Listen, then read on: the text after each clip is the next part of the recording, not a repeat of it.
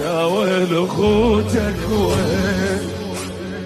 شو وحدك يا حسين قلت لي الظهر مكسور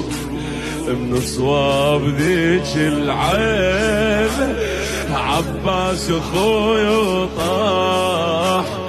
والاكبر ابني وراح وولدك قضوا على الماي وظليتك تقضي صباح يمه